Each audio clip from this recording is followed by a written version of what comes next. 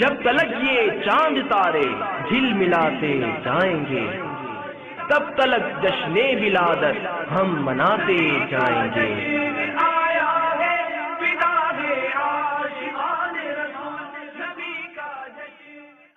وأفضل الصلاة وأتم التسليم على أشرف الأنبياء سيدنا محمد وعلى آله وأصحابه أجمعين. اللهم صل وسلم وبارك على سيدنا محمد كلما ذكرك الذاكرون وغفل عن ذكرك الغافلون. وصلى الله وسلم وبارك على سيدنا محمد أبد الآبدين يا رب العالمين. وبعد، فأعوذ بالله من الشيطان الرجيم. بسم الله الرحمن الرحيم. The truth is, a person is only praised when he stands up for his master, sallallahu alayhi wa alihi wa sallam. The dog of the people of Al-Kahf was mentioned in Al-Quran Al-Kareem as being the dog that sat on the porch of the people of Al-Kahf. And those Najdiyah, the likes of Murtada Khan, and this new one, Imran Nut, these people see it as an aib, a defect for a person to call himself the dog, the servant of the Messenger sallallahu alaihi wasallam. Why? Because in reality they are the dogs of Najd, and they don't like being called the dogs of Al-Madinatul Munawwara. I will tell you why. This woman, this goofy woman known as Condoleezza Rice, came to Jaziratul Arab recently, and her birthday was celebrated by the government, which currently has occupied the occupied territories known as Jaziratul Arab. There are two places, two holy sanctuaries which have been occupied. One is Al-Quds al-Sharif, which the Zionists, la'anahumullah, have taken hold of. And remember, our history only extending 100 years back, you will remember that the Bedouins of Najd rebelled against the Ottoman Empire, and they took hold of the two holy sanctuaries. During that time, the British also took over Jerusalem, and they gave that land, Al-Quds al-Sharif, to the Yahud at a later period. That is one place which is occupied today, and the other one is Al-Haramain, the two holy sanctuaries of Mecca al-Mukarramah and Al-Madinatul Munawwara. I say this why? Because all Western franchises have been opened in those two holy sanctuaries, yet the so-called Hayatul Amri bil Ma'ruf wa Nahy Anil Munkar have failed in An-Nahy Anil Munkar, prohibiting the evil, to the extent that their forefather, Abdul Aziz bin Baz, wrote a fatwa in which he allowed the commemoration of Muhammad bin Abdul Wahhab Day. This is a photocopy of the fatwa. And if anyone doubts it, it is Majmu'u Fatawa wa Maqalatun Mutanawwi'atun. It states, Ta'lif al-Faqiri ila Afwi Rabbihi Abdul Aziz bin Abdullah bin Abdul Rahman bin Baz. And this particular one has been published in Darul Qasim, and it is published in Riyadh. Even the postal address, the post box, is 6373, if anyone wants to send them a letter. And the fax is 4033150. If someone wants to fax them, don't forget to place the Saudi code into this also. This man, throughout his life, he condemned the Mawlid. Throughout his life, him and Salih al-Uthaymeen wrote many fatwa which these people at Hartop Road and Green Lane Building and the Wright Street Garage, all these people, they followed this man Abdul Aziz bin Baz. Yet they failed to condemn this man, Abdul Aziz bin Baz, who gave the verdict that the celebration of Muhammad bin Abdul Wahhab Day is allowed. And they even held this a few years back on Coventry Road. And they landed in their hundreds with their younger brother's thobe and polluted our roads. But yet they have the audacity to condemn the celebration of the Mawlid of the Messenger sallallahu alaihi wasallam. With me, I have Al-Kutub al-Sitta, Sahih al-Bukhari, Sahih Muslim, Sunan Abu Dawud, Sunan al-Nasa'i, Sunan Ibn Majah, Al-Jami' al-Tirmidhi. And I also had Al-Musannaf of Ibn Abi Shaybah, Al-Musannaf of Abdul Razzaq, and the Majma' al-Zawaid of Nuruddin al-Haytami, and many other works. But intellects are very small nowadays. Maybe it's the pollution in these areas or the water, that they always mention kullu bid'atin dalalah. Every innovation is misguidance. In Al-Jami' al-Tirmidhi, in the chapter of Tafsir of Surah Sad, it mentions that the Messenger sallallahu alaihi wasallam saw Allah subhanahu wa ta'ala. And in that hadith, the Messenger sallallahu alaihi wasallam states, "Alimtu ma fi samawati wal ard." I knew whatever is in the heavens and on the earth. In the same chapter, the wording is "Tajalla li kullu shay'in wa araftu." Everything became apparent for me and I knew it. Tajalla li kullu shay'in. We asked the Najdi, who has a problem with the knowledge of the Messenger sallallahu alaihi wasallam, kullu shay. Akhi, the word kullu is used. Kullu shay. But they do not believe the Messenger sallallahu alaihi wasallam knew everything in the heavens and the earth. There they make specifics. In that hadith they make specifics that this incident happened, he did not know this. But when it comes to the hadith, kullu bid'atin dalala, they state every innovation. Yet Muhammad bin Abdul Wahhab Day is allowed according to Abdul Aziz bin Baz. Let me give you another example of the atrocious fatwa these people have been given. This work is the work of a dissident from Yemen who has passed away now. Another Desert Storm, Mufti. He has a work which he called Riyadul Jannah fi raddi ala a'da'i sunnah. And he wrote another book alongside this called At-Tali'a fi raddi ala ghulati Shia. But the third one is what concerns us. The third book is Hukm al-Qubbati al-Mabniyati ala Qabr al-Rasul sallallahu alayhi wa alihi wa sallam. The ruling relating to the dome on the grave of the Messenger sallallahu alayhi wa alihi wa sallam. This Desert Storm believes that the dome of the Messenger sallallahu alayhi wa alihi wa sallam must be destroyed. And this book is sold here. If you go down to their haunts, you will see this book being sold. But many of you Pakistanis, especially from the Mirpuri, Kashmir background, and especially the ones who have turned into Najdi, those idiots, they don't read Arabic. They just follow these people. Some of them will come, having learnt at the Medina University, and you will be impressed. But have you ever bothered checking what these people have written?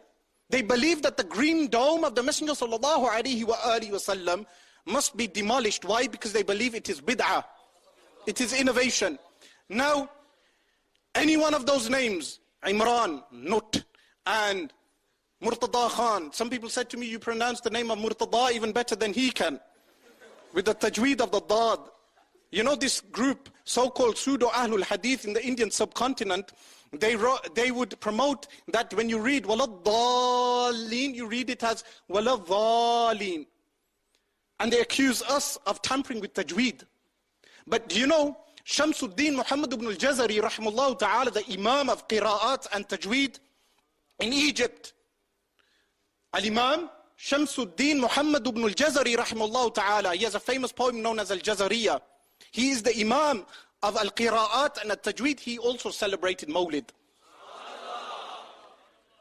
So where does the sanad, the chain of the so-called Qurra of the Wahhabiyya go back to? If they have a chain of narration in the Qira'at, in the 10 recitations and more, the Qira'at, through whom does your chain of Qira'at go through? It goes through the likes of Ibn al-Jazari, rahimahullah ta'ala. So, let's not be ignorant of these fatwa that these people have written, the likes of Muqbil al-Wadi'i from Yemen, and the likes of Abdul Aziz bin Saud, Abdul Aziz bin Baz. You see, Abdul Aziz bin Saud is the founder of the Saudi dynasty. Now, anyone who has a problem with the Mawlid, the commemoration of the Mawlid, he does not have a problem with people from Azad Kashmir, from Mirpur, and these districts who only celebrate the Mawlid. He does not have a problem with people from Punjab. He does not have a problem with people from Multan. He does not have a problem with people from Karachi. He has a problem with Al-Imam Jalaluddin As-Suyuti rahimahullah ta'ala, who has his Al-Hawi lil-Fatawi, in which Al-Imam Jalaluddin As-Suyuti rahimahullah ta'ala, who passed away in 9/11. In this work, he wrote a book called Hasanul Maqsid fi Amal al-Mawlid, in which he gave the fatwa that the commemoration of the Mawlid is not a bid'ah dalala, a bad innovation. In fact, it is a good practice. And he quotes the likes, as you can see, I marked off. He quotes the likes of Imam Al-Hafiz Ibn Hajar Al-Asqalani rahimahullah ta'ala, the author of Fath al-Bari, the commentary on the Sahih of Imam al-Bukhari. The Najdiyah have a disease. They only quote Al-Imam Al-Hafiz Ibn Hajar rahimahullah ta'ala when it suits them or when they think it suits them. But Al-Imam Al-Hafiz Ibn Hajar rahimahullah ta'ala, the commentator on the Sahih of Imam al-Bukhari, he wrote a fatwa that the commemoration of the Mawlid is allowed. And he even gave a hadith for it from the Sahih of Imam Muslim. You know, our brain cells, unfortunately, the audiences do not have patience when Arabic is being recited, from my experience. But if anyone, any nut, has a problem, I have the fatwa here from Al-Hafiz Ibn Hajar rahimahullah ta'ala, the fatwa from Muhammad ibn al-Jazari rahimahullah ta'ala, and the fatwa from Al-Imam Jalaluddin As-Suyuti rahimahullah ta'ala.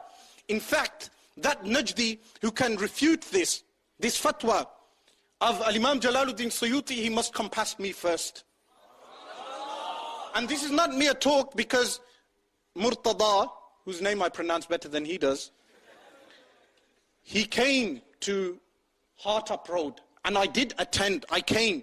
People from Al-Amraq, even the Najdiyah, were witnesses to this. And I went to the and they made me wait in the tent outside. And then he done a legger. And he was whisked away. Why? Because when we become technical, they say, Akhi, the deen is simple, then why do you need ulama? Why were all these books written? Were these ulama stupid? Wal-iyadhu billah, refuge with Allah is sought? No. These books were written because the deen is not black and white. It is not as simple as those who believe that the earth is flat, which Bin Baz, by the way, did.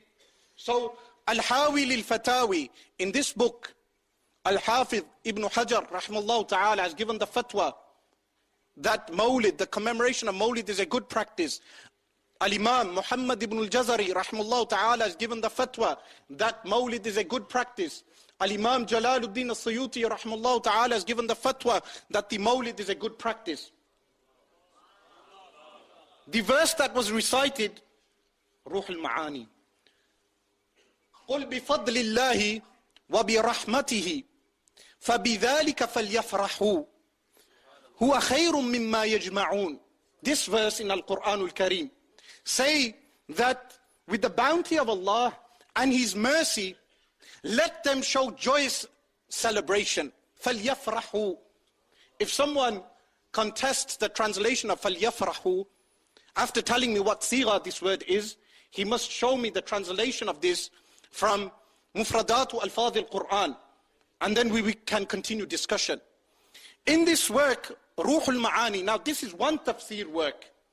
But in other tafasir, like Ad-Durr al-Manthur, this work, in this work, which is a reliable tafsir work, he has under this verse the narration that he states,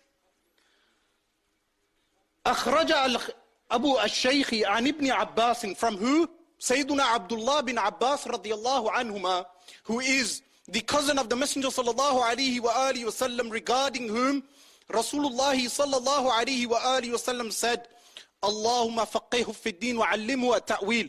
Oh Allah, give him superlative understanding and give him the correct interpretation, meaning of Al-Quran.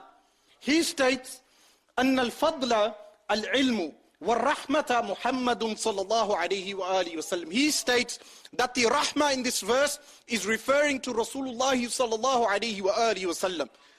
Let me tell you another narration, so this can burn the nawasib. It states after that, وَأَخْرَجَ الْخَطِيبُ وَابْنُ عَسَاكِرْ عَنْهُ تفسير الفضل بالنبي صلى الله عليه وآله وسلم والرحمة بعلي كرم الله وجهه الكريم. That the fadl, the virtue which is mentioned here is the Messenger sallallahu alayhi wa alihi wasallam, and the mercy is Sayyiduna Ali karamallahu wajhahul kareem. Ahlul Sunnati wal Jama'ah do not have a problem with this. The people who have a problem with this are those who have a family with the pure family of the Messenger sallallahu alayhi wa alihi wasallam. One incident in the Sahih of Imam al-Bukhari we have regarding Abu Lahab. Now, you know, I bought this version of Sihah Sitta because it is published in Darus Salam, the Najdi publishing house. We also have our version of the Sahih of Imam al-Bukhari. This is just one volume. Because we, the Ahl Sunnati wal Jama'ah, this is the Ahl Sunnah wal Jama'ah Nuskha, we do not publish our Sahih without commentary. So every Tom, Dick and Harry can read Bukhari and make rulings? No. This we study with teachers, the 6 books of Hadith. And around it we have commentary. And as you know, the text does not even have the tashkil, what you call zabar and zair and pesh. You have to read it without, but I bought this version because it has the tashkil. So if anyone wants to read a hadith today, he can have the ease of reading the tashkil version. But the hadith is narrated in the Sahih of Imam al-Bukhari that Abu Lahab was seen in the dream of one of his relatives. And in other narrations they mention that the relative was Sayyiduna Abbas radiallahu anhu, the uncle of the Messenger sallallahu alayhi wa alihi wasallam. It states, قال Urwa stated, وَثُوَيْبَةُ مَوْلَاتٌ لِأَبِي لَهَبٍ, that Thuwayba is the slave girl of Abu Lahab. وَكَانَ أَبُو لَهَبٍ أَعْتَقَهَا فَأَرْضَعَتِ النَّبِيَّ صَلَى اللَّهُ عَلَيْهِ وَآلِهِ وَسَلَّمَ. Abu Lahab freed this slave girl, and she fostered the Messenger sallallahu alaihi wa alihi wasallam. Why did he free her? This is mentioned in the commentaries like Fathul Bari. When he was given the news that the Messenger sallallahu alaihi wa alihi wasallam was born, he freed the slave girl. What happened? فَلَمَّا مَاتَ أَبُو لَهَبٍ, when Abu Lahab died, أُرِيَهُ بَعْضُ أَهْلِهِ بِالشَّرِّ حِيبَةٍ, that some of his family saw him in the worst of states. قَالَ لَهُ مَاذَا لَقِيتَ, he said to him, what came about regarding you? قال أبو لهب لم ألقى بعدكم غير أني سقيت في هذه بعتاقة ثويبة. He states that after I left you, nothing comes to me except I am given water with my finger after I freed Thuwayba.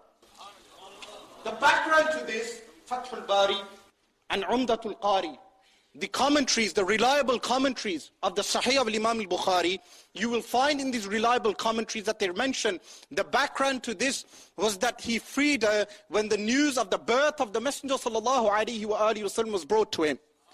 Because of that, he was given the benefit of having some water. Now someone may say that how can a disbeliever benefit?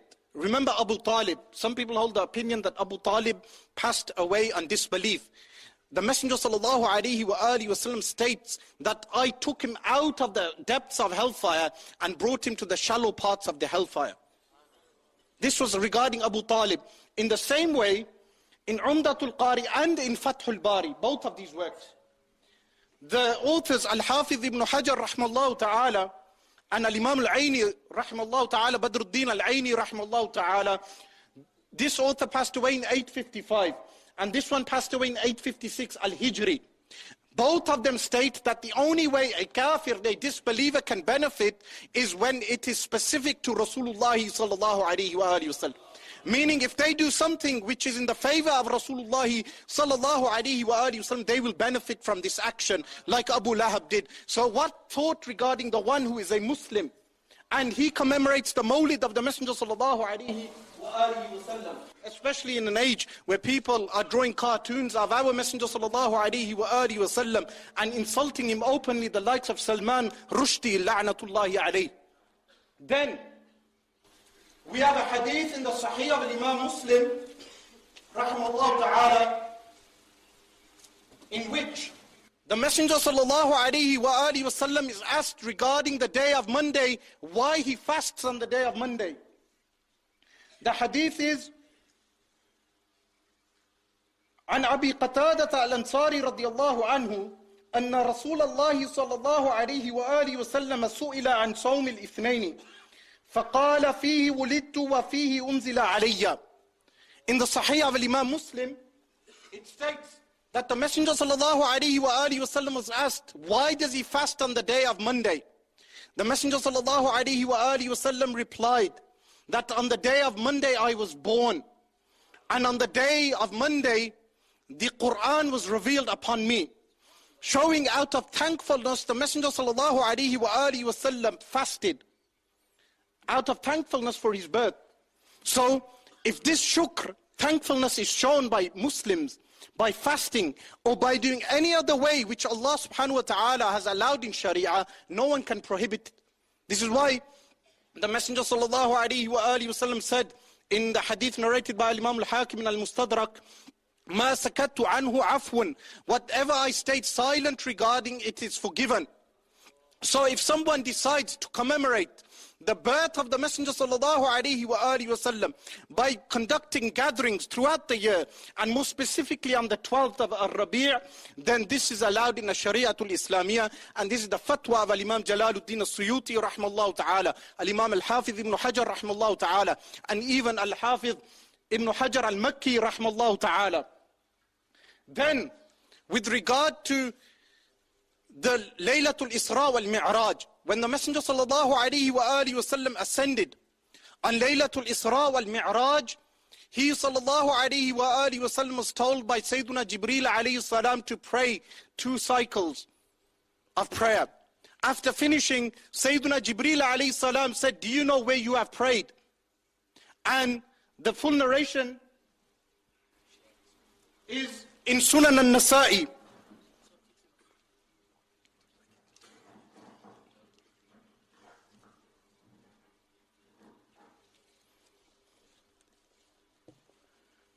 The full narration is found in the Sunan of Al-Imam al-Nasa'i. You find the narration that the Messenger sallallahu alaihi wasallam, after having prayed, Sayyiduna Jibreel alayhi salam said that, do you know where you have prayed? And the Messenger sallallahu alaihi wasallam said, I do not. And Sayyiduna Jibreel alayhi salam replied that you have prayed in the place where Sayyiduna Isa alayhi salam was born. Showing that the place where the Anbiya alayhi salatu wasalam are born and the time also is very significant. Otherwise, why would have Sayyiduna Jibreel alayhi salam have ordered the Messenger sallallahu alayhi wasallam to pray at that very place? This is found in the Sunan of Imam al-Nasa'i. Then we have in the Jami' of Imam al-Tirmidhi rahimahullah ta'ala, because the reason why I mentioned this is the article has a narration from Al-Adab al-Mufrad of Imam al-Bukhari that the Messenger sallallahu alaihi wasallam did not like people standing up for him. Did not like people standing up for him. But in Al-Jami' al-Tirmidhi, we find that whenever the Messenger sallallahu alaihi wasallam would enter the room, Sayyidah Fatima radiallahu anha would stand up for the Messenger sallallahu alaihi wasallam, kiss the blessed hand of the Messenger sallallahu alaihi wasallam, and make the Messenger sallallahu alaihi wasallam sit in her place. And whenever Sayyidah Fatima radiallahu anha would walk into the room, the Messenger sallallahu alaihi wasallam would do the same. This is in Al-Jami' of Imam al-Tirmidhi, which I have marked off here. And that same hadith is not mentioned here by the Wahhabis in the article. They do not mention that hadith. They only mention the hadith which condemns people liking others for standing up for them. This, without doubt, is disliked if someone likes people standing up for them. But how does it apply to the Messenger sallallahu alaihi wasallam? Then another narration they mentioned in here was, لا تطروني كما أطرت النصارى ابن مريم. Do not exaggerate my praise like the Christians exaggerated the praise of the son of Mary. They mentioned this also in here out of context. Why? The similarity was given between the Christians in excessively praising Sayyiduna Isa alayhi salam. How do the Christians excessively praise Sayyiduna Isa alayhi salam? They say he is God. Do the Ahl Sunnati wal Jama'ah say such things? Waliyadhu billah. Like was mentioned earlier, the very fact we are saying Mawlid, birth, shows we do not believe the Messenger sallallahu alaihi wasallam is not Allah, because Allah subhanahu wa ta'ala states, Lam yalid wa lam yulad. He does not give birth and he was not sired. Birth was not given to him. So that hadith is also taken out of context. Ibn Sayyid al-Nas compiled a whole book where he compiled the over 200 names of companions who sang the praise of the Messenger sallallahu alaihi wasallam. That book is known as Minahul Madh, Ibn Sayyid al-Nas, where he compiles the poetry the companions sang in praise of the Messenger sallallahu alaihi wasallam. And we also know the famous poem which the companions sang, Banat Su'ad, which is a famous poem the companions sang in praise of the Messenger sallallahu alaihi wasallam. The books of hadith are filled with poems and praise of the Messenger sallallahu alaihi wasallam. With regard to al-bid'ah, we have Hilyatul Awliya, where Al-Imam al-Shafi'i radiyallahu ta'ala an states regarding what? Al-bid'ah. Regarding al-bid'ah. Al-Imam al-Shafi'i radiyallahu ta'ala an. Al-Imam al-Shafi'i radiyallahu an was from who? As-Salaf al-Salihun. And the Najdiyah, they call themselves Salafi. If they indeed follow As-Salaf al-Salihun, then let's see if they accept Al-Imam al-Shafi'i radiyallahu an. Al-Imam al-Shafi'i radiyallahu an stated, as narrated by Harmalat ibn Yahya, قال سمعت محمد بن إدريس الشافعي يقول البدعة بدعتان بدعة محمودة وبدعة مذمومة فما واقف السنة فهو محمود وما خالف السنة فهو مذموم واحتج بقول عمر بن الخطاب في قيام رمضان نعمة البدعة هي. That he states, I heard Al-Imam al-Shafi'i radiyallahu anh state, bid'ah is two types. Praiseworthy bid'ah. What type of bid'ah? Praiseworthy bid'ah. And condemned bid'ah, bid'ah madhmuma. Whatever is in accordance with the sunnah, then it is praiseworthy. And whatever opposes the sunnah, then it is despicable and not praiseworthy. And he used as evidence, who used as evidence? Al-Imam al-Shafi'i radiyallahu anh. He used as evidence the saying of Sayyidina Umar ibn al-Khattab radiyallahu anh, where he said, Ni'matil bid'atu hiya, referring to what? The Taraweeh, but not the Taraweeh itself. The Messenger sallallahu alaihi wasallam conducted the Taraweeh prayer only for 3 days in Jama'ah. And Sayyidina Umar radiyallahu anh instated the practice of Jama'ah for throughout the month. And Sayyidina Umar radiyallahu anh said, Ni'matil bid'atu hadhihi. What a good bid'ah this is. And Imam Shafi'i based on that says, whatever is in accordance with the sunnah of the Messenger sallallahu alaihi wasallam, then it is praiseworthy bid'ah. Now, Sayyidina al-Imam Jalaluddin al-Suyuti rahimahullah ta'ala in Al-Hawi lil-Fatawi, which is here, he mentions another hadith narrated by Imam al-Bayhaqi, and it is also mentioned by Al-Bazar in his Musnad. And Nuruddin al-Haytami also mentions this in Majma' al-Zawaid, that the Messenger sallallahu alaihi wasallam, even though he's aqiqah, everyone know what aqiqah is. Aqiqah is when a newborn is born, you make a sacrifice for him. The grandfather of the Messenger sallallahu alaihi wasallam, who we believe was a believer, who we believe is a believer, this Nut, his own forefathers were Hindus. His own forefathers were Hindus. Yet he has the audacity, and all Najdiyah have the audacity to attack the forefathers of the Messenger sallallahu alaihi wasallam. The Messenger sallallahu alayhi wa alihi wasallam also performed aqiqah on the day he was born, when he sallallahu alayhi wa alihi wasallam announced his prophethood. After announcing his prophethood, the Messenger sallallahu alayhi wa alihi wasallam performed aqiqah in thankfulness to Allah subhanahu wa ta'ala. Now let me ask you something. There is an individual who every Monday and every other day fasts in order to thank Allah subhanahu wa ta'ala for the birth of the Messenger of Allah sallallahu alayhi wa alihi wasallam. He sacrifices meat and distributes this to people in order to thank Allah subhanahu wa ta'ala. Because the verse of the Quran says, فَلْيَفْرَحُوا, let them show joyous celebration. And he does this throughout the year, and he does this especially during the month of Ar-Rabi'. Is this bid'ah mahmuda or is it bid'ah madhmuma? It is bid'ah mahmuda, praiseworthy bid'ah. Why? Because it is in accordance with the sunnah of the Messenger sallallahu alaihi wasallam. And the person can show thankfulness not only in these limited ways. He can show thankfulness to Allah subhanahu wa ta'ala in as many ways as he wants, as long as they do not go against Sharia. And I will make this very clear as well. The stance of Ahlul Sunnati wal Jama'ah is against mixed gatherings of women and men.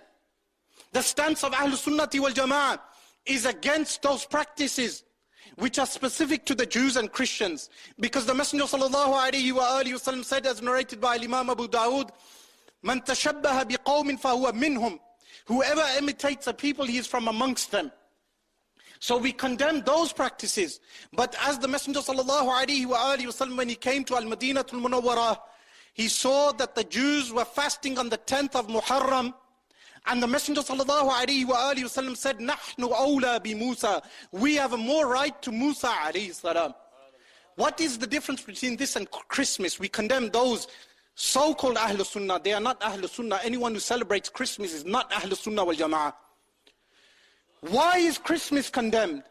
Christmas is condemned because it is a pagan festival, 25th of December. If someone can actually tell us the date of birth of Sayyidina Isa alayhi salam, that would be different. But no one knows the actual date of birth of Sayyidina Isa alayhi salam. 25th of December was a European invention. And it is a pagan festival. This is why we condemn the celebration of Christmas. It is not a position of Ahlul Sunnati wal Jama'ah to celebrate Christmas. After having said all of this, after having mentioned Abdul Aziz bin Baz's fatwa, anyone who has any questions on the subject I have discussed, on the ahadith I have mentioned, if they have a point to mention, they are free to stand up and ask a question. And if they have any alim who is willing to debate the Mawlid, then I am willing to accept their challenge. Any alim, whether he belongs to the Deobandiyah, whether he belongs to so-called Ahlul Hadith, whether he belongs to the Shia Rawafid, we are willing to debate them. You give us the time. We will organize the conditions of the debate. He must not be a jahil. He must not be a jahil, because jahils waste our time. Like this man, Anjum Chaudhry, so-called Anjum from London, who runs this group, Al-Ghuraba, and signs on also. He signs on also, but this man, he came to Al-Amraq, and I met him, and he claimed that there's weak hadith in the Sahih of Imam Muslim. And he claimed there's no such thing as ijma' as a source of law. I realized the man is a jahil, and his followers are also jahil. But the people who are resident, Imran Nut, Murtada Khan, Abu Khadija, and Abu Usama Hassan, Swaib, and Haddad, if you can defend this fatwa of Bin Baz, I am ready to come and debate you. If you can debate this fatwa of Bin Baz, I am ready to debate you. Or if you want to debate this issue which you have made regarding the Green Dome, that the Green Dome should be destroyed, any Najdi who is willing to defend this fatwa, I, as a dog at the door of the Messenger sallallahu alaihi wasallam, ready to defend this.